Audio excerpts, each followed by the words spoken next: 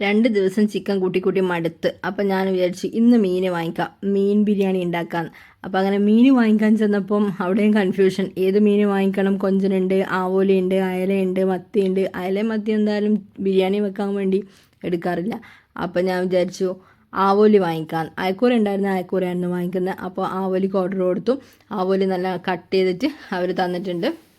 അങ്ങനെ അത് വണ്ടിയിൽ കൊണ്ടുവെക്കുമ്പോൾ ഞാൻ അതിൽ എക്സ്ട്രാ ഒരു കവറും കൂടിയൊക്കെ എടുത്തിട്ടാണ് പോയത്. വണ്ടിയിൽ കുറച്ച് സ്മെല്ലുണ്ടാവുമല്ലോ. അപ്പോൾ അങ്ങനെ നമ്മൾ തിരിച്ചു വന്നു കേട്ടോ. ഏട്ടനും കൂടി ഉണ്ടായിരുന്നേ. അപ്പോൾ നമ്മൾ അങ്ങനെ തിരിച്ചെത്തിയിട്ടുണ്ട് വീട്ടിലേക്ക്. അപ്പോൾ വീട്ടിലെത്തിയപ്പോൾ ഉണ്ട് വീട്ടിൽ കുഞ്ഞുണ്ണീൻ്റെ ഫ്രണ്ട്സും കൂടെ പച്ചമാങ്ങ മുറിച്ചിട്ട് അതിൽ ഉപ്പും മുളകെല്ലാം കഴിക്കുന്നത്. അപ്പോൾ അങ്ങനെ നമ്മുടെ ലഞ്ച് ടൈമായ സമയത്ത് നമ്മളിങ്ങനെ ഫിഷ് ബിരിയാണി കഴിക്കുകയാണ് കേട്ടോ. ഫിഷ് ബിരിയാണി ഈ ചൂട് സമയത്ത് കഴിക്കാൻ പറ്റും. അതേസമയം ചിക്കൻ ബിരിയാണി ആണെങ്കിൽ ചൂട് കൂടുകയും ചെയ്യും. നമുക്ക് ഭയങ്കര ഒരു എന്താ പറയുക, ഒരു ക്ഷീണവും കാര്യങ്ങളൊക്കെ ആയിരിക്കും. മീൻ ബിരിയാണി ആണെങ്കിൽ ആ പ്രശ്നമില്ല. അപ്പോൾ അങ്ങനെ അമ്മ ഇന്ന് വീട്ടിലേക്ക് തിരിച്ചു പോകണമെന്ന് പറഞ്ഞപ്പോൾ അമ്മയെ നമ്മൾ കൊണ്ടുവിട്ടു കേട്ടോ. വീട് വരെ കൊണ്ടുവിട്ടു. അപ്പോൾ പോകുന്ന വഴിക്ക് അമ്മ ഐസ്ക്രീമൊക്കെ വാങ്ങിച്ചു തന്നിരുന്നു. അത് വീട്ടിലെത്തിയിട്ട് കഴിക്കുകയാണ് കേട്ടോ. അതിൻ്റെ സ്പൂൺ അവർ തന്നുവിടാൻ മറന്നുപോയി. അതുകൊണ്ട് വീട്ടിൽ നിന്ന് സ്പൂണൊക്കെ എടുത്തിട്ട് കഴിക്കുകയാണ്. അതൊക്കെ ഞാനിങ്ങനെ അവിടുന്ന് പറയുന്നുണ്ട്. അത് കഴിച്ചതിന് ശേഷം പിന്നെ പപ്സ് കഴിക്കുകയാണ്. നല്ല ചൂടുള്ള പപ്സ്, നല്ല ടേസ്റ്റുള്ള പപ്സാണ് കേട്ടോ.